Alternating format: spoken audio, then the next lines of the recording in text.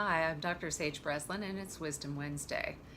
Have you noticed that your energy may have been a little bit off lately? Have you been feeling a little bit more anxious or as if there's a little bit more chaos around you? A lot of my clients have been reporting that they're not able to get things done as neatly or as efficiently as they have been able to in the past. And I think that what they're noticing is that the world itself is a bit ungrounded right now. That and full moon added to it has left a lot of people feeling like they just can't get done what they need to get done. So, yep, the full moon we have to kind of wait out. And yep, I understand the world's kind of in a sort of precarious place right now. And we can do something about that, but we can also just acknowledge that it's a factor. But what about the human factor? What about examining who's in the driver's seat when you're at work and not as efficient as you'd like to be? Or who's in the driver's seat when you're trying to parent and you feel as if you're in a power struggle with your 3-year-old?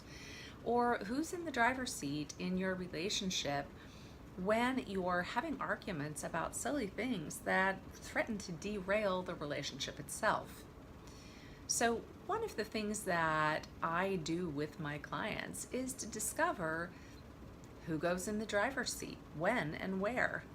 And what I mean by that is that all of us have different versions of ourselves, right? Something happens at age 4 and there's a version that sort of encapsulates that memory.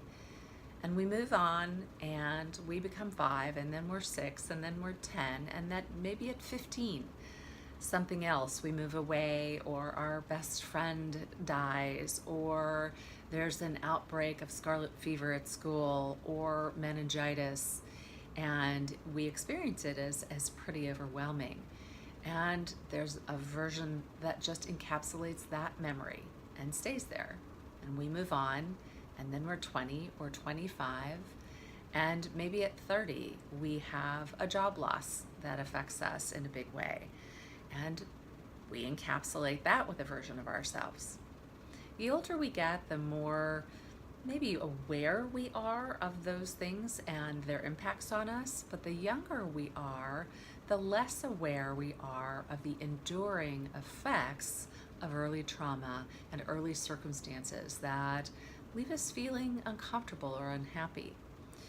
And those early versions can climb into our driver's seat like there's no tomorrow. And oftentimes we don't see it coming. I was working earlier with a client of mine who's incredibly successful, and you would never know that there's not anything going on in his life that isn't just perfect. And yet, like many of us, there are these little blips that aren't so perfect. And during the course of our discussion, he shared about an episode in which he came away feeling like he wasn't doing a very good job as a parent. And as we unearthed the situation, and I asked him what it reminded him of, he came across a memory from very early in his childhood when a parent didn't acknowledge him, didn't see him for who he was. And as he spoke the words of that memory, I could see that he was in his mind's eye looking at his own child. And he became emotional and quiet. And he looked up at me and he said, "Oh my God, I was just about to treat him the same way I was treated. And that's why I don't feel good about the job I was doing in that moment." And so I asked him, well, how would you do it differently? If you traveled back in time, how would you have wanted that to be different? And it was so amazing to see his response, the glimmer in his eye, the way he connected the dots, and very quickly he took that young version out of the driver's seat, placed it squarely in the passenger seat, and put himself as a very effective, loving, empowered adult in the driver's seat. I can't count the number of times I hear those stories. And it's one thing to be a listener and to console and to nurture and maybe even to give some advice about those circumstances. It's another thing altogether to travel back in time to those versions of ourselves and actually resolve whatever the situation was, energetically, spiritually, emotionally, so that that version no longer has the power to step into the driver's seat of our lives.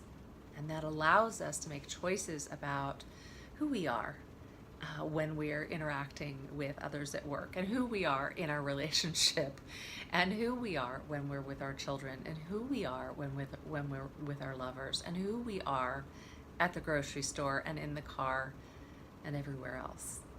So if you're wondering about who's been in your driver's seat, perhaps you'd like to come walk with me or come talk with me. Either way, we're here to create wisdom out of these situations and to move you into a version of yourself that is the optimal, most efficient, and most fulfilling version of you that can be. I'm Dr. Sage Breslin, and this is Wisdom Wednesday.